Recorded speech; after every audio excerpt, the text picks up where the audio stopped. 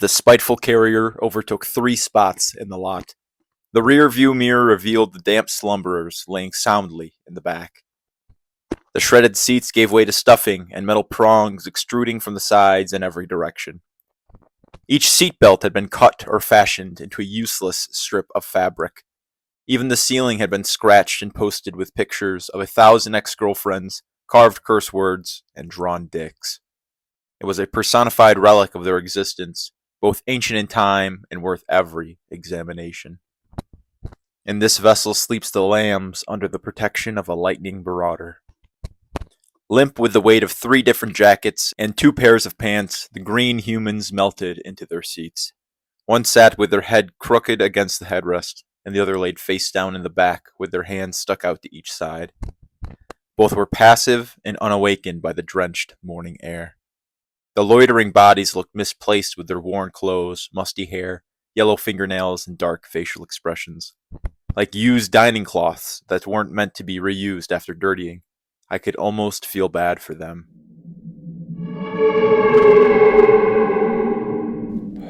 The specter then lowered beside me, and with it brought back the dark gray fumes extruding from its face. You know you will. You already have, said Not. Did I have to? I asked. There's never been such a thing to you. But just as well.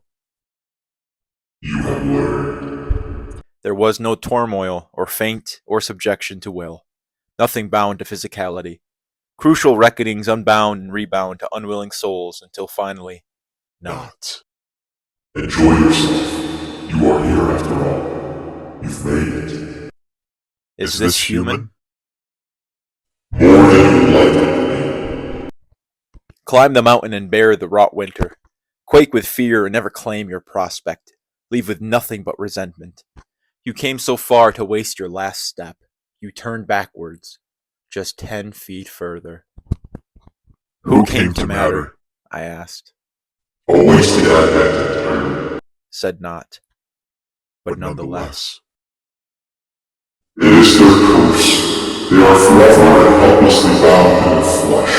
Whatever they do after being haplessly born is their fault. Do they deserve pity? I asked again.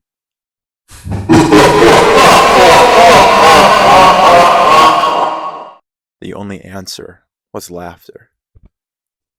Class. The looming presence of the phantom began to stain the living texture of space it occupied.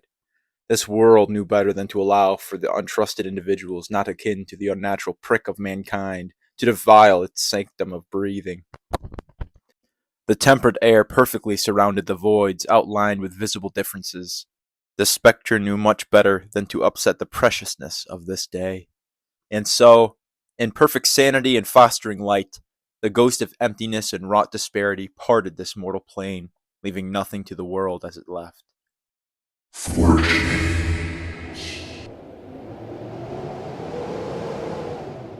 The first came quietly. Slumped from the car and dragged to the dirt, the fawn feebly jolted. My hand plunged through its still sleeping eyes, slipping through an arm-sized hole held from cheeks to forehead. The aroma of flesh cleared the air, and the musk of daunting justice reeked. This was it. The finale. The long-rendered collection of a poor boy and the fool. To determine who slew who was indeterminate. The humanity of one and the human of another. The body and the burden. The carrier and the weight. Through ancients buried unborn into the earth's heaving lies the victims of time. This one finds its place no sooner than that of the last to reign, ruling over the ground which they own for just moments. Who would dare to creep onto the steps of those broken grounds, defiled with lessers and ridden with rot too quickly? This was no man's land. The one who failed to feel the soft outer surface of the planet's crust fell too quickly and too heavily. The harmful beings swept through ages of what should have been the life left to themselves. The last breath fell out from the chest of the young deer. The arms and legs dropped behind its body as its gaping face slid off my arm. My shirt filled with crimson drink as my sin soaked with moisture. The hand that knew to rend did so with calm prejudice. I let the freezing water run off on its own. The chore of one more drew no satisfaction. I came so far. I did all that was commanded by my personal cowardice. Fear wouldn't change these deeds as so does the world. Rocking back within its own idea of self-adjustment, the insecurities of fabled Marx collided with realizations of more simpler realities. This was done. Pleads move slower when discomfort settles down in secret souls, and no one fears a future like those who know the positive calamity of change. Without change is dissolution. You begin to regress or immediately so. You grow older or you don't. As for me, I could only pray to this portion that the possibility to succumb was at all allowable. Through years turned to decades, to millennia turned to eons, the cosmic tick deafens those unbound to soul. And do not speak of soul. Soul is an arrangement between those who neglect, if not most certainly so, the righteous self-indulgence. Inside begins that existential burden. How are you? Good. How about you? I'm good. And you? Great, good, even excellent. Don't you dare speak outside of this bind. It is shame. In action, as well as personally, this is shame. The monstrous weight collapses a social darkness to uphold more pleasurable ideologies, the ones called people. And with people comes self-conviction, and so does taboo more regularly rule. Don't act so coy that incest, adultery, sodomy, worship, murder, cannibalism, and suicide begin to condemn. Individuals more concerned with dictatorships than rape shape the world as ugly, cruel, and sometimes irredeemable, and fucking disgustingly honest. But damn these heathens, confessing no sins, living godless, and how dare those tattoos? Those irredeemable souls surely reap the world of its due justice. This one knew the fragility of its own human. Sleepless in condition, the yearling asked for no more than rest. Claim your meager restitution. Here.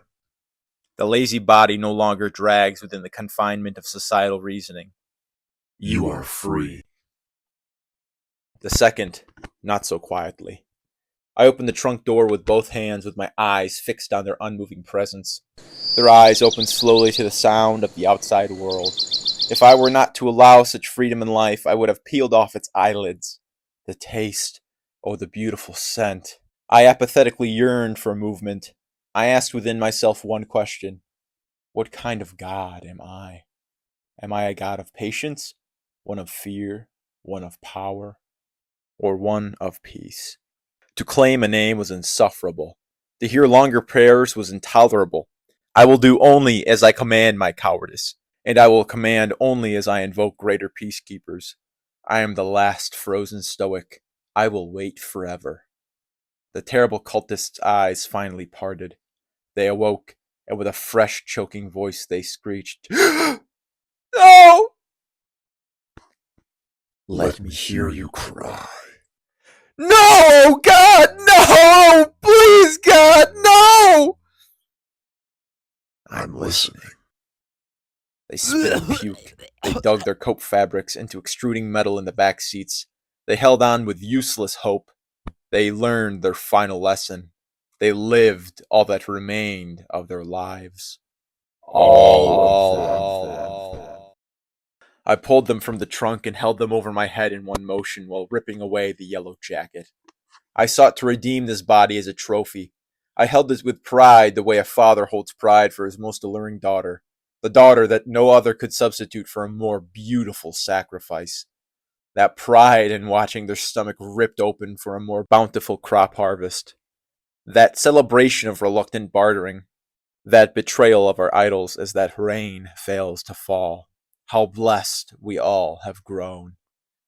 I clenched tighter than human fingers would allow. These extremities gained new aberrations. It became ungodly. My knuckles bore pure fingers made of blinding white dysphoria. The current reality disliked their interloping branches. The shining escape in place of my bones felt awesome.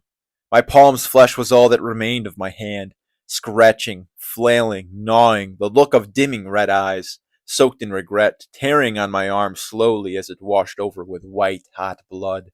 It limped, twitched, winced, and at once graciously accepted its returning stolen life. until finally it cried, I'm sorry. Within ages of wrongdoing, purposeless conflict, violent humanity, this torture soul alone wails in no more perfect words than those could be chosen by God. This whelp of a creature relented ere just for one last encounter with condolence, to apologize. And that is how one relinquishes their last breath. I reared the flaccid animal until the last twitch of movement fled. I failed to notice, but someone had bared witness to these unsanctioned acts. A man crouched behind a motorcycle in the parking lot, several spaces away. An owner of justice. Come, bring me some. A police officer crept from his motorcycle with his pistol in hand. They cleared the area and pulled up against the opposite side of the beast. Let him go, now! Drop it! Drop it, now! It wasn't supposed to be there. Their mania grew with increasingly louder commands. There was too much noise, and I liked the way it was before. Get on the ground! Leave me. This gesture relieves the world of your blight. Blink from the realm of earth. Crinkle their being with the motion of my hand, and do not. Sirens grew louder and dismissed the serenity of the morning. I waited. I salivated.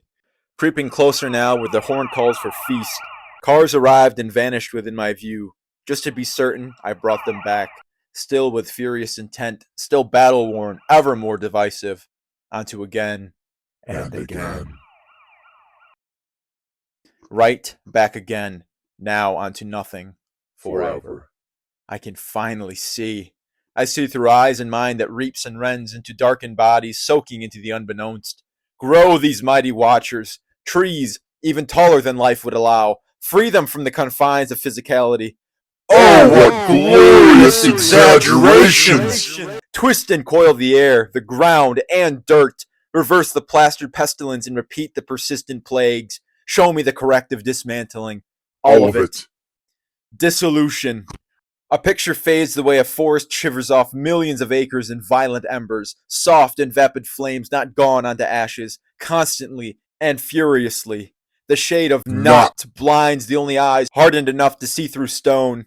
Surrounded by the vitality of life, the earth quakes to the sounds of rolling thunder and silent smog. Visions of new introductions, color, space, reality, folding into a tesseract of gore, fleshly eaten and hastily wasted.